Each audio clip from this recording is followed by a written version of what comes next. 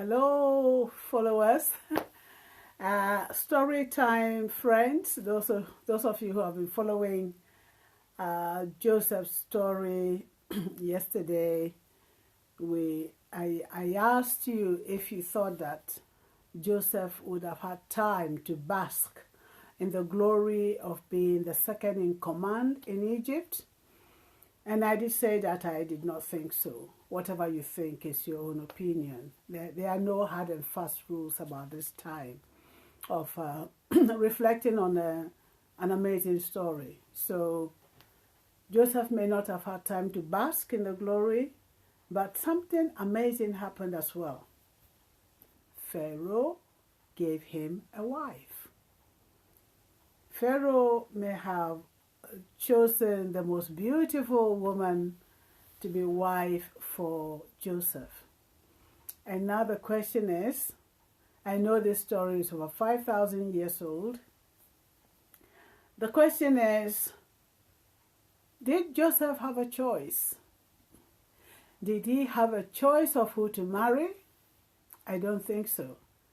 And why do you think that Pharaoh gave him a wife? A wife that befitted his position, maybe?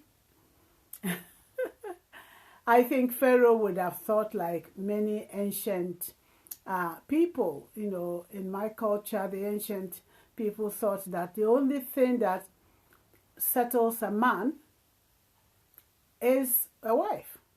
So if you had a wife and you had a job, you'll be more able to concentrate on your work and also be more able to concentrate on your home life.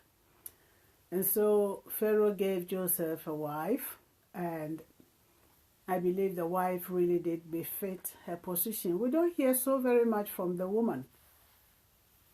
But if you were wife to a person in such a high position, I think you kept yourself in the background. He would have had servants, he would have had, people to advise him. I'm sure he would have had people to advise him so that he can do his work very well, so that he will have a good balance between business and home life. And that is what we keep hearing in business meetings. What is your work, life, and home? What is the balance between that? Do you have a good home life? Do you have a good supportive family? I think when you don't have that, then work becomes very, very difficult. So today we're not going to dwell too much about Joseph. All we know is that, yay, he's out of prison. Pharaoh gives him a job. The topmost job was given to Joseph. And then he gets a wife. How fantastic. And so following the story of Joseph, we can imagine what is going on. Perhaps by this time, because Joseph was 17 years old when he was sold into slavery, he ended up in Egypt as a teenager, and now he's 30 years old. He's a man who has been through a lot of difficulties. And he's now 30 years old, he's now ready to be married. And so we are looking at Joseph after being through all the hard times, all most likely the tearful times, or the heartbreaking times. Now he's a man and he's got a wife. And he's ready to start a family and do the most demanding job ever. So how did Joseph get on with that? So if you would like to share your thoughts, that would be great.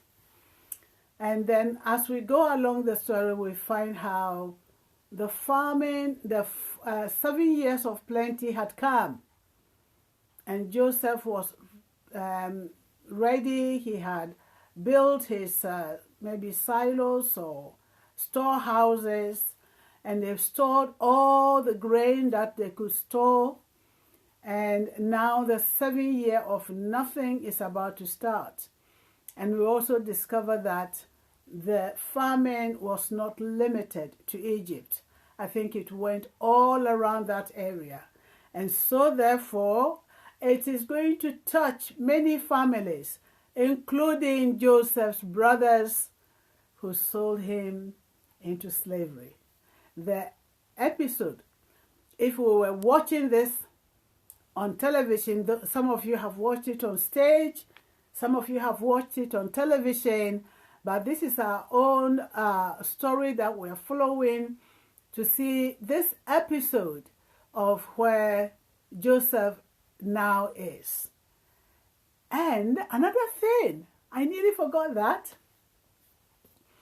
Another thing was Pharaoh gave him a name.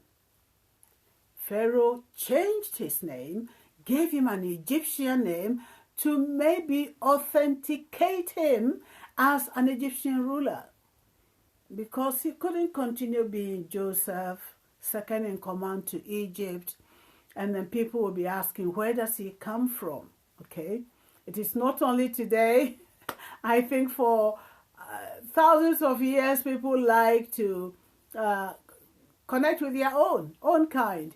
And so Pharaoh, to stop people from whispering, gave Joseph an Egyptian name, saying to Joseph, now you are one of us.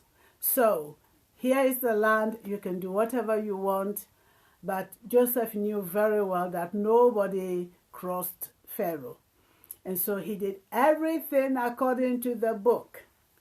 Good old Joseph. But we will continue to call him Joseph. I can't remember the name Pharaoh gave him. I'll try and remember it tomorrow so that it can be part of the broadcast. So he's now an Egyptian. He dresses like an Egyptian. He's got an Egyptian wife. And he's an Egyptian ruler. And the years he spent in prison, he would have learned the language so well that nobody would have been able to tell the difference that he wasn't an Egyptian. So have a good day, and we'll meet again soon. Bye-bye.